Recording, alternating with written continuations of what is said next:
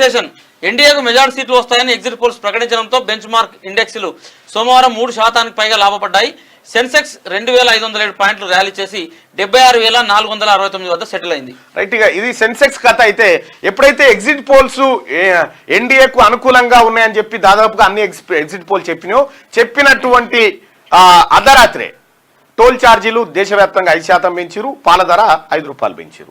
So మొత్తానికి ఓ వైపు ఈ దెబ్బ ఓ వైపు ఆ దెబ్బ పెరుగుతుంది, అతి త్వరలోనే పెరుగుతుంది. రిజల్ట్ డే 2024 ఫలితాలపై పార్టీల భవిష్యత్.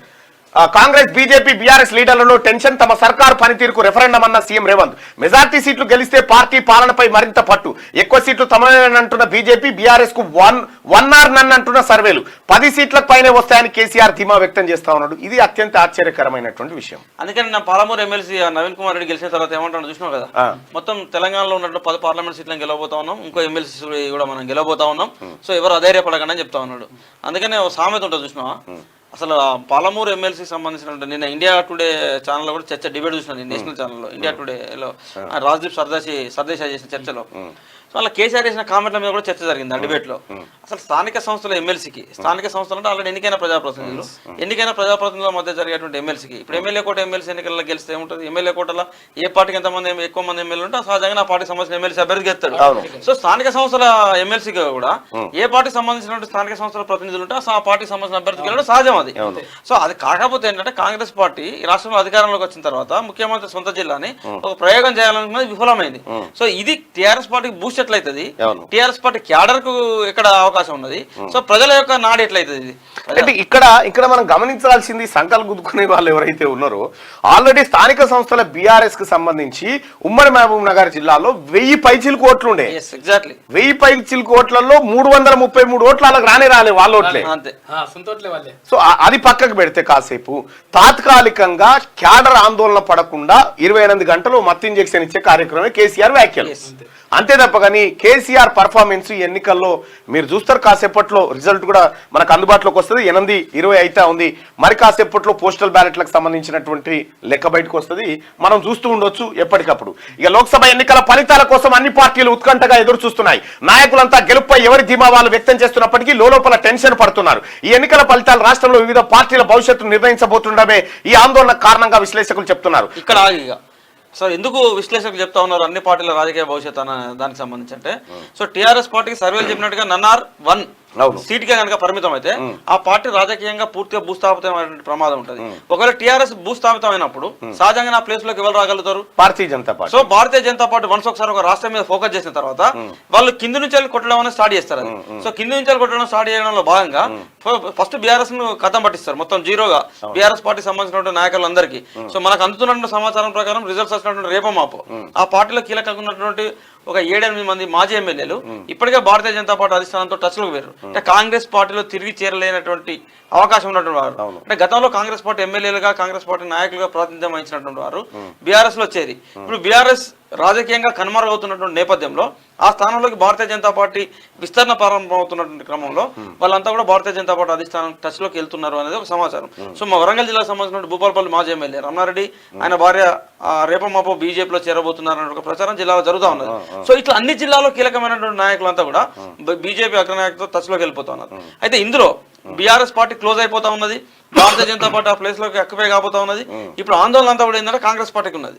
సో నిజంగా దేశవ్యాప్తంగా మోడీ 3వసారి ముఖ్యమంత్రి అయిన తర్వాత అన్ని రాష్ట్ర ప్రభుత్వాలను ఆయన ప్రతిపక్షంలో ఉన్న రాష్ట్ర ప్రభుత్వాల పరిస్థితులు ఎట్లుంటో తెలుసు కాబట్టి, సో కాంగ్రెస్ పార్టీ ప్రభుత్వం ఉంటుందా లేదా పడగొడతారా అంటే ఎన్నికలకు ముందే లక్ష్మణ్ చేసినటువంటి కామెంట్స్ ఇవన్నీ కూడా ఉన్నాయి కాబట్టి అది దాని మీద ఎక్కువ చర్చ జరుగుతుంది. రైట్ గా రాష్ట్రంలోని మెజార్టీ సీట్లలో గెలుపొందడం ద్వారా ప్రభుత్వంపై పట్టు నిలుపుకోవాలని కాంగ్రెస్ యోచిస్తున్నది.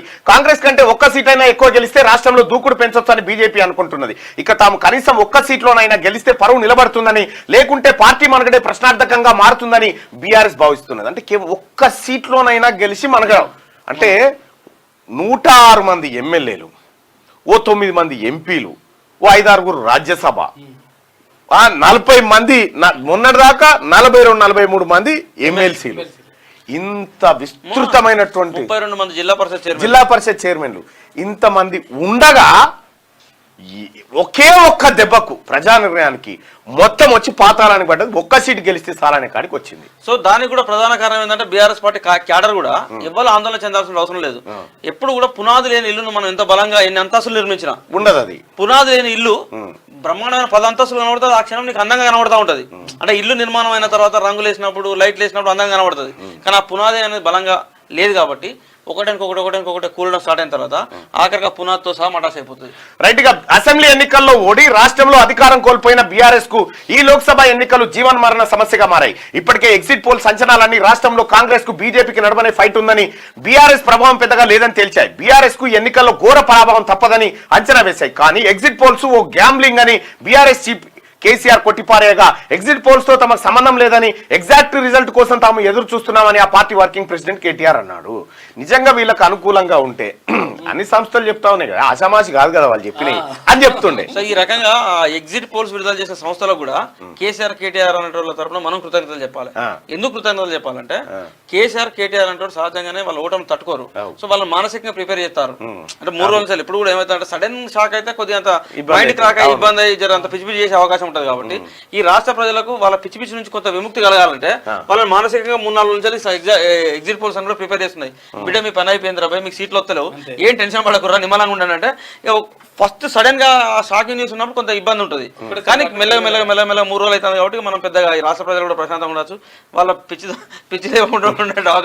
వయనాడులో రాహుల్ గాంధీ ఆధిక్యంలో కొనసాగుతున్నారు. అలాగే అమేథీలో స్మృతి ఇరానీ ముందంజలో ఉన్నట్టుగా తెలుస్తా ఉంది. అయితే ప్రస్తుతం పోస్టల్ బ్యాలెట్ లో లెక్కింపు జరుగుతా ఉంది కాబట్టి వయనాడ్ ఏదైతే కేరళ నుంచి రాహుల్ గాంధీ ప్రాతినిధ్యం వహిస్తా ఉన్నాడో అదే స్థానంలో ఆధిక్యంలో కొనసాగుతా ఉన్నాడు రాహుల్ గాంధీ. అక్కడ మెజారిటీ ఓట్లు మైనారిటీలే ఉన్నాయి కాబట్టి అక్కడ మనం పోస్టల్ బ్యాలెట్ ఓట్లను కూడా ఎట్లా చూడాల్సి ఉంటుంది అంటే సహజంగానే దేశవ్యాప్తంగా ఒక ప్రచారం జరిగింది. ఏం జరిగిందంటే రూరల్ బ్యాక్గ్రౌండ్ ఉన్నటువంటి ప్రాంతం అంతా కూడా కొంత ప్రతిపక్షాల వైపు, పట్టణ ప్రాంతాలు కొంత ఎడ్యుకేటెడ్ ఓటర్లంతా కూడా భారతీయ జనతా పార్టీ వైపు ఉన్నట్టు ప్రచారం జరిగింది.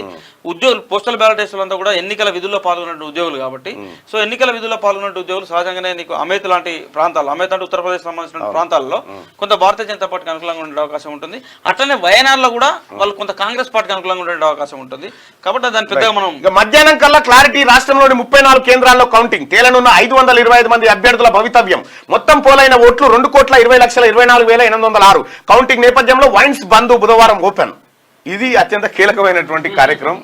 ఎందుకంటే వైన్స్ బంద్ నిజంగా వాళ్ళకి తెలియదా బంద్ ఎప్పుడు ఉంటుంది, మంది ఎప్పుడు దొరుకుతుంది అనేది వాళ్ళకి తెలుసు. కాబట్టి దీని మీద అటు ప్రభుత్వం ఆందోళన చెందాల్సిన పని లేదు, వీళ్ళు ఏ ఆందోళనలో లేకుంటున్నట్టు. అయితే సమస్య ఏమైతుందంటే వైన్స్ బంద్ చేసిర్రు కానీ బెల్టులు బంద్ చేయాలిగా.